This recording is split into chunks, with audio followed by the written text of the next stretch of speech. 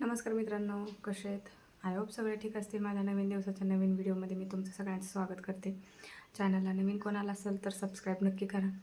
तर बरेच लाईव्हला विचारतात, परत कमेंट पण भरपूर जणांनी केलेत की तू नक्की शेती करतीस की टेलरिंगचं काम करते. कारण माझे शॉर्ट व्हिडिओ सगळे टेलरिंगवरतीच आहेत. टेलरचे काम जे करते ना मी त्याच्यावरती, आणि काही लाँग व्हिडिओ आहेत ते माझे शेतीच्या कामाचे आहेत. त्याच्यामुळं होतं थोडंसं कन्फ्यूज झालं असेल त्यांना की नेमकी शेती करते की टेलरिंगचं काम करते. तर त्यांना मला सांगायचं आहे मी शेती आणि टेलरिंगचं काम कसं ॲडजस्ट करते ते. तर कसं आहे, पावसाळा चालू झाला ना की शेतकऱ्याची कामं चालू होतात. उन्हाळ्यात काही शेतकऱ्याला काम नसतं.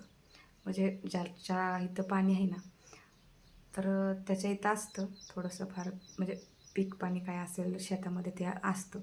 पण ज्या शेतकऱ्याकडे पाणी नाही ना, त्याच्या शेतीमध्ये उन्हाळ्यात काहीच नसतं. तसंच आमच्याकडं पाणी नाही आहे, तर उन्हाळ्यात आम्हाला पण काही नसतं. आत्ता गेलेल्या 2 महिन्यामध्ये विहीर घेतली आहे आम्ही. तर इथून पुढं असणार आहे आमच्या पण शेतीमध्ये उन्हाळा, पावसाळा, हिवाळा तिन्ही ऋतूमध्ये पीक असेल. कारण विहीर नव्हती, त्याच्यामुळं फक्त बोरवर आणि पावसावरच शेती आमची चालत होती. त्याच्यामुळं मग उन्हाळ्यात आमच्या शेतीमध्ये काहीच नसायचं. मग उन्हाळाभर जे ब्लाऊज होते ते मी कंटिन्यू फक्त मशीनच चालू असायची. कारण शेतीतलं काम नसल्यामुळं घरातलं काय काम असेल ते उरकलं की ब्लाऊज शिवायला घ्यायचे मी. तर गेलेल्या आठवड्यामध्ये तुम्ही बघितलंच असताना आम्ही बाजरी खुरपायला होतो.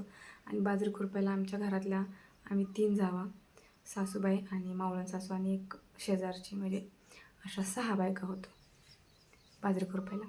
तर बाजरी भरपूर होती ह्या वर्षी. आम्ही कसं केलं माहिती आहे का, पूर्ण पट्टी होती ना बाजरीची, त्यातली इकडची साईड खुरपली, इकडची पण साईड खुरपली, आणि जी मधली होती ना, मधली बाजरी भरपूर उंच गेली, डोक्याच्या पण वरती गेली. मग ती मोडती बाजरी खुरपायला गेल्यावर, म्हणून ती बाजरी तशीच ठेवली. बाजरी काही ती खुरपलेली नाही. तर मी तुम्हाला उद्याच्याला दाखवते व्हिडिओ काढून शेतामध्ये जाऊन की आम्ही नेमकी बाजरी खुरपली कशी, इकडची आणि मधलं डामकं कसं ठेवलं आहे ते. तर हां, चला, म्हणजे कसं ॲड्रेस करते ब्लाऊज आणि शेती. तर शेतातलं काम आलं ना, पूर्णपणे मी मशीन अजिबात चालू करत नाही, कसलीच नाही चालू करत. कारण टाईम भेटतच नाही चालू करायला तेव्हा. सकाळचं धावपळीने उरकायचं, घरातलं स्वयंपाक, धुणं, भांडी, भरपूर काम असतं. या मुलांचे डबे, शाळेत जायचं पोरांना, परत ते त्यांचं उरकून द्यावं लागतं. तिथून 10:30 वाजेपर्यंत काम जातं. 10:30 वाजले की ज्या रोजाच्या बाया असतात त्यांच्यासोबत रानात जायचं. 2 वाजता सुट्टी होती, 2 वाजता घरी. शेतातच राहायला असल्यामुळं आम्ही काय डबा वगैरे घेऊन जात नाही. सुट्टी झाली की घरी येतो जेवायला. घरी येईपर्यंत 2:30 वाजतात. 2:30 वाजले की मग जेवण करूच तर 3 वाजतात. 3 वाजता परत रानात जायचं. रानात गेलं की 5:30 वाजता सुट्टी होती. 5:30ला ज्या रोजाने बाया आहेत त्या येतात घरी. आम्ही आमचं घरचं असल्यामुळं अर्धा ते पाऊण तास जास्त वेळ रानात काम करतो.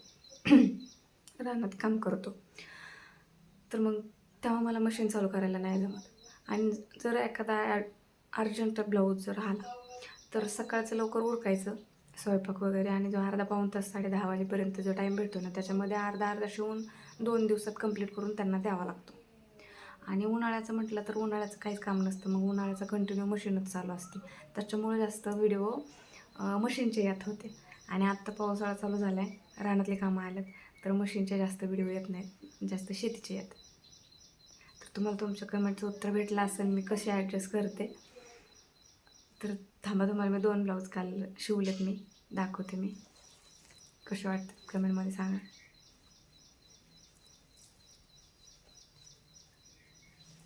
हे बाबा,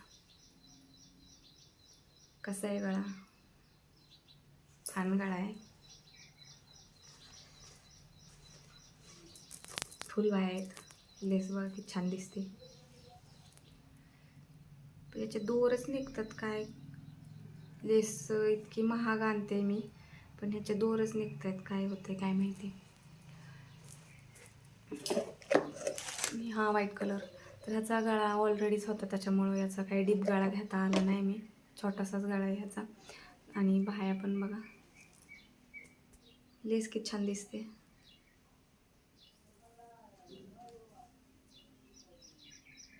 तर कमेंटमध्ये नक्की सांगा ब्लाऊज कसे आहेत. आवडला व्हिडिओ तर लाईक करा, कमेंट करा. धन्यवाद. बाय सगळ्यांना. भेटूया उद्याच्या व्हिडिओमध्ये.